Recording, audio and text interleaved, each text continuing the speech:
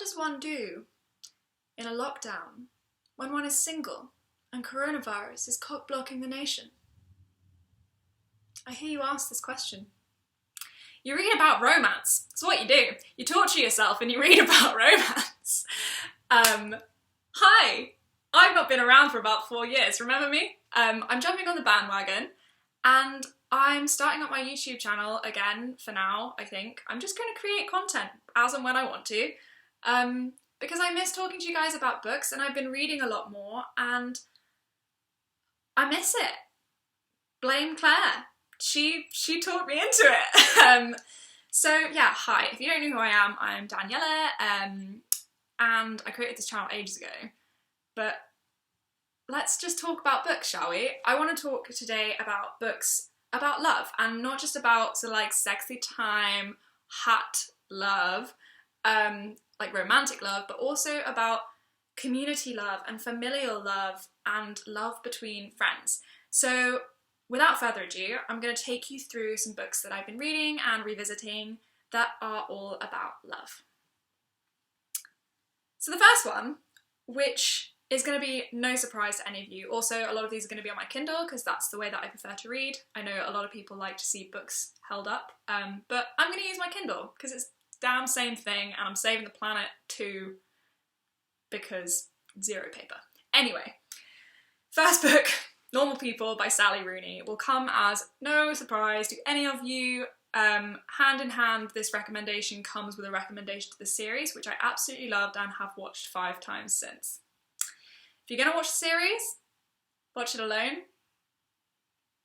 Curtains drawn. There are some brave ass sex scenes in that series, but also some beautiful cinematography. But we're here to talk about the book today.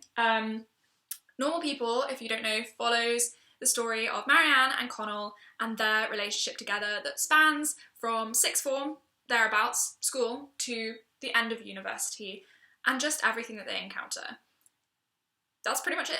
It's a very simple storyline, it's not plot heavy, but the character development and the depth of this novel is astounding, and it's so relatable, and I loved it so much because it's all about complicated love, and you don't usually see a lot of that in contemporary romance novels. You know, you get these fun novels that are full of people meeting in bookshops and like tripping over people in cafes and like meeting on the tube, and some of it is just not that realistic. Love is hard, love is made to challenge people, and often it's not about the end goal. It's about the journey that you go on with that person, and I think Normal People deals with this so well, because Marianne and Connell have a complicated love, and they are shit at communicating, like so many of us are. Like, sometimes it's hard to say that you like someone. Sometimes it's hard to say that what somebody's doing is hurting you. Like, it is complicated. Love is complicated, and Sally Rooney's Normal People is, for me, one of the most comprehensive and relatable and honest depictions of love I've ever read.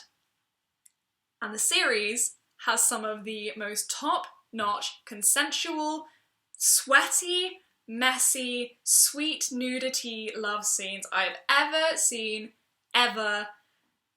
Man, is it hot in here. Whew.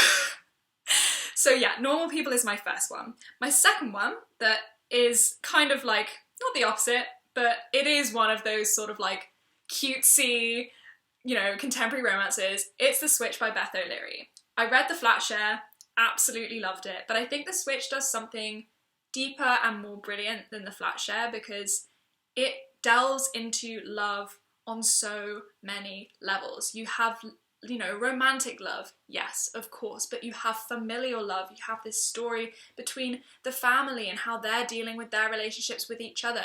And you also have the love of community, the love between people that live in the same building, that live in the same village.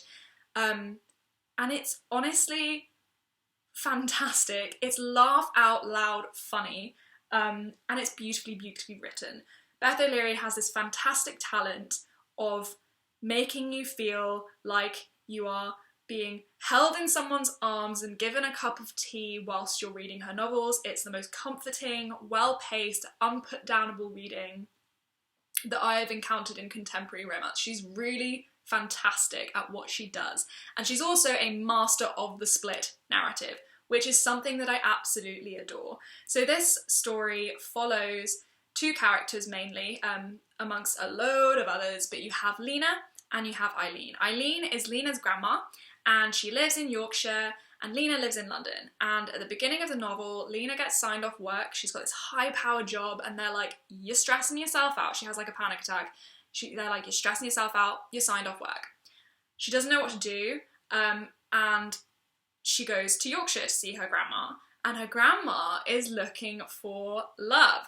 And so they have this crazy idea that they're going to swap places. So Eileen packs up, she leaves Yorkshire, she goes to London and lives in Lena's flat. Lena packs up, she goes to Yorkshire, and that is the beginning of the most fantastic, gripping, funny novel ever. And what I love most about this is that you get a depiction of love of somebody older than 50, because let's be honest, most of the contemporary romances that float around are about young people. They're about people sort of from their teens into their sort of early 30s, and you know, some of them explore sort of like having kids and buying property and stuff like that. But I feel like you don't get many depictions of love amongst older people. Like, you know, young people, do you want to think about it? Your grandparents having sex? Your parents having sex? No, no-go territory. But I just think it's the most powerful thing, because you get to see different people's approaches to love, and I think different generations really do have different approaches to love, you know? And Beth O'Leary does it so well in The Switch. If you're looking for another romance that is about older people and also explores friendship as well as sort of like elderly love, I would definitely recommend Our Souls at Night. They turned it into a film that I haven't seen. I had no idea they did that. But that is a fantastic, beautifully written book that I haven't put in this video, but I think is definitely worth mentioning. Now onto the physical books. I have a classic in here to keep things balanced. So we've had some contemporary. The classic that I've picked is Little Women, which is really a family romance. It's a family love story between the March sisters. I'm sure most of you will have heard of Little Women. It's an incredibly renowned classic. But this, for me, is such a beautiful depiction of family love and sacrifice, and maternal love as well, and sibling love. There are different kind of romances with the March sisters and their suitors, but that's not the centre of the novel. The centre of the novel is, you know, living and loving and being there for your family and your community through war and loss and class struggles and just changing life. It's fantastic. I don't think I need to say too much about it, because it is completely and 100% one of like the world's most known classics, so I won't dwell too long on this one, but this is definitely one of my picks. Second little classic that I'm gonna like slide in is The Great Gatsby. Enough said. Daisy, Gatsby. Do we need any more? Probably not. The next book I've got is a non-fiction book. I think it's non-fiction. It's kind of like I'd call it like a coffee table book, because it's really, really beautiful. But it's also kind of like a Bible to self-care. So this one's all about self-love. And it is Self-Care for the Real World by Nadia Naren and Katia Naren Phillips. I actually bought this book when I was going to a yoga class that Nadia Naren was teaching at Try Yoga, and I saw it in the lobby and I was like, isn't that the person who's teaching my class, like on the front of that book? And I picked it up and I bought it, and it's just a really lovely handbook, really, to self-care. It's got loads of ideas in there, recipes, guided meditations, just like little ideas for things you can do to self-soothe and to make yourself feel good, and to make sure you're filling your own cup so that you're able to give love to other people.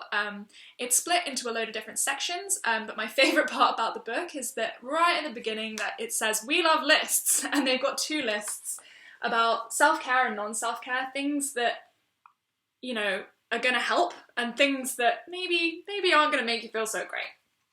I am learning I've been learning a lot about self-soothing during this time, because yes, you can lean on your family and friends, but I'm an incredibly tactile human, and that's impacted me a lot more than I thought it would during this time. So I've had to really learn what soothes me, learn how to self-soothe, and in a really emotional time, everyone, you know, is struggling, and they have to find their own ways of dealing with the stress and the emotional trauma that we are all being put under during this time. And self-care for the real world is a really, really lovely Bible of self-care that you can just refer back to. And I always flip this open just to see, you know, different things I can do or things I can cook. It's just a really lovely thing. And there's this great section that's called Self-Care in Under 5 Minutes, which is the perfect solution. If you know someone in your life that's like, I don't have time for self-care, I don't have time for this, like,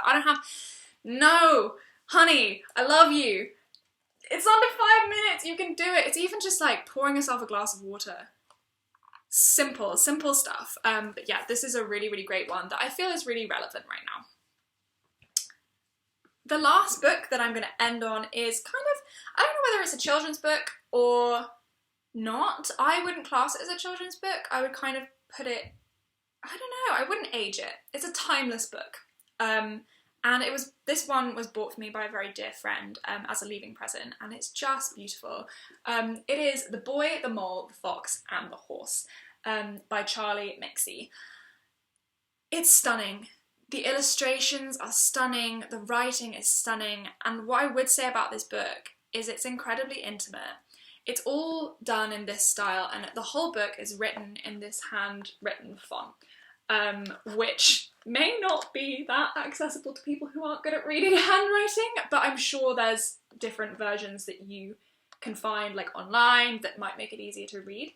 But generally, the illustrations are beautiful. They've got this really subtle, calm colouring, and it's essentially about a boy, a mole, a fox and a horse that all encounter each other along this journey, and they talk, they communicate, they talk about love, they talk about loss, they talk about friendship and anxiety and depression and struggles and life, and it's just full of these most amazing, beautiful epitaphs about just feelings. Like, this one is like, this is my feels book. This is the book that you're going to read and you're going to sit there and go, oh, I've felt that before, and that means so much because somebody's put that into words and it feels like somebody gets it.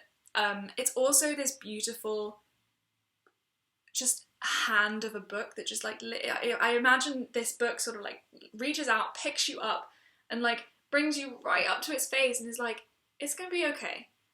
It's going to be okay. You're so strong. You're doing so well. And everyone has these feelings. You're not alone. This book's like core message is just like, I love you. You're not alone. Which I think is so soothing. And I actually want to close with a quote from this book. It's one of my favourites. And I think is very relevant right now. And it goes, sometimes, said the horse. Sometimes what? Asked the boy. Sometimes just getting up and carrying on is brave and magnificent. And I would say to anyone struggling at this time, you are doing so well. Like, you don't need to be creating and being super productive, growing like all of the vegetables. Like, if that's what you want to do, 100% do it. But if all you do in a day is wake up and, meet your base level needs like sleep, water, movement, and food, you're like acing this. You're doing so well, because at this point, that is brave and that is magnificent. Getting up in the morning and looking after yourself so that you have the capacity to reach out to other people to check that they're okay. Base level. That is it. That's all you gotta be doing. So I hope you enjoyed my little gander through some of the romance novels that I have been reading. I'm gonna make a Goodreads, I was about to say playlist, but that's not what they're called. A Goodreads shelf of all of these books that I will link below, and some extra ones that I've mentioned and some ones that I wanted to include but I wasn't 100% set on including because I didn't want to make this video super long. But sending everybody lots of love. I hope you're keeping safe and keeping active and nourished, and I will maybe see you again with another video since I'm enjoying this far too much. But yeah, lots of love and I will see you soon.